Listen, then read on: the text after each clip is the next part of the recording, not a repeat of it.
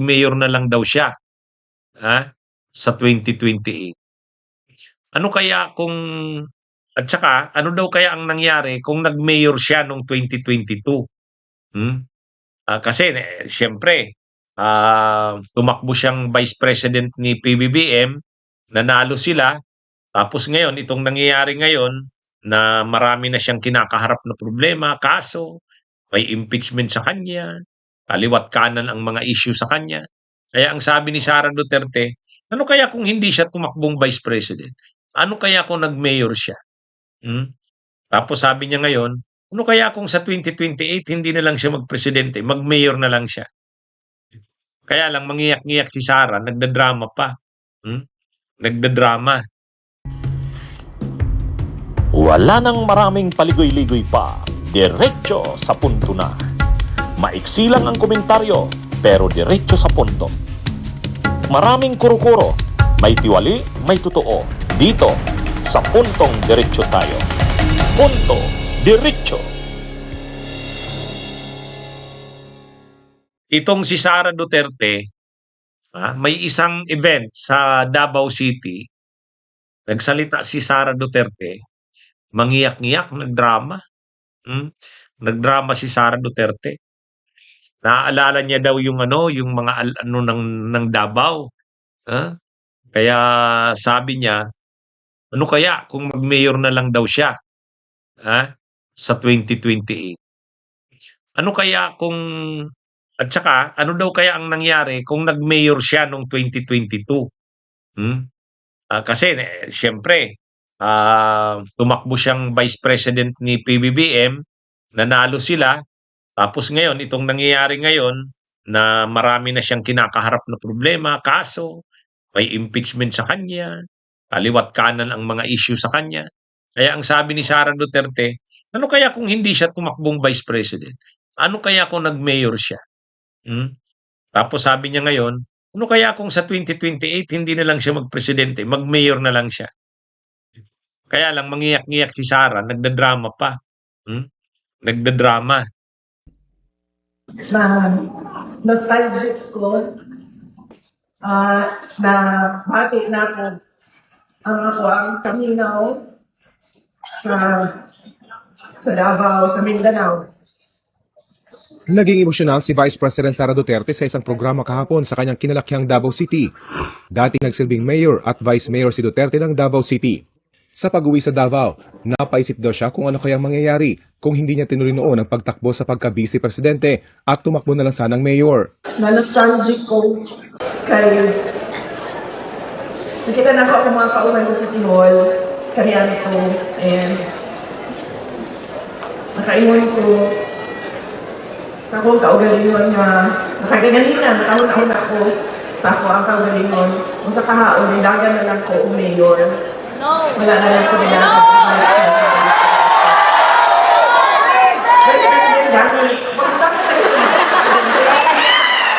Pagtitiyak niya, itutuloy niya ang pagtakbo para sa pagkapangulo ng Pilipinas sa 2028. Ayon pa kay Duterte, maraming grupo rin daw ang nagkansela ng kanilang imbitasyon sa kanya mula noong nagbitiw siya bilang Education Secretary at nag-anunsyo ng kanyang kandidatura.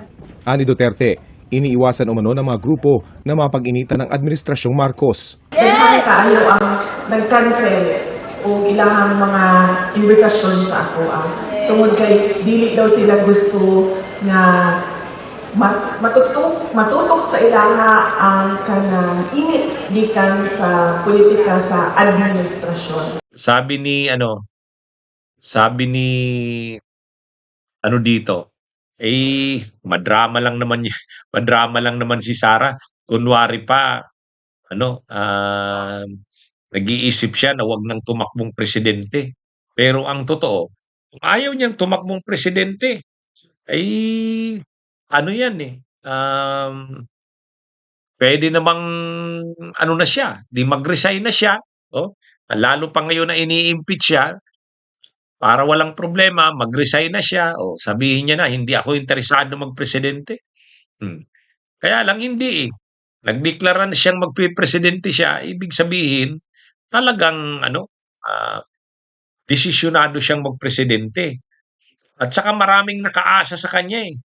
Maraming mga Maraming may mga kaso na ang inaasahan nila 'pag naging presidente si Sara, makakalaya sila. Kung ma-convict man sila, makakalaya sila. Parang katulad ng nangyari kay Jinggoy, kay Bong Revilla, kay Enrile, kay Gloria. Nung nanalo si Digong, ayun, nagka-ano na sila, na-acquit na sila.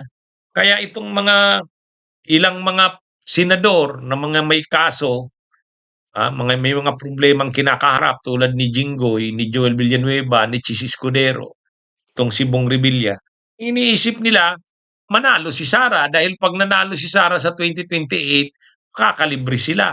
Hmm. Kaya maraming umaasa kay Sara Duterte. Kaya sinusuportahan nila ito na ano, 'wag magbago ng isip. Dapat tumuloy siya sa pagkapresidente. Kahit sila Kibuloy, nakakulong, umaasa din 'yan kay Sara Duterte. Sila Tevez, umaasa din 'yan kay si Bantag nagtatago ngayon, umaasa din 'yan kay Sara Duterte. Lahat ng mga 'yan umaasa kapag nanalo si Sara, magiging maganda ang takbo ng mga kaso nila. Tulad si Bantag, siguro iniisip ni Bantag, kapag nanalo si Sara, baka mabago na ang takbo ng kaso niya. Ganon din si Kibuloy. 'Pag nanalo si Sara, kahit ma-convict siya, pwede siyang ipardon. Katulad ng ginawa kay Jinggoy Estrada, pinardon ni Gloria Arroyo. Kaya itong si Sara, hindi siya papayagan ng mga supporters niya na wag tumakbong presidente kasi marami silang nakaasa kay Sara Duterte. Marami silang mga kaso at kinakaharap na si Sara lang ang kanilang kaligtasan. Yan ang totoo diyan. Kaya nang magsabi si Sara na na tatakbo na lang siyang mayor, sabi ng marami, drama lang 'yan. Drama lang 'yan ni Sara Duterte. Bunyog, bunyog, halikan na kasama ka. Bunyog, kapag buklod ay may pag-asa. Luzon, Visayas, Mindanao, isa ang pananaw. Sa bagong Pilipinas ang bunyog isisigaw. Bunyog.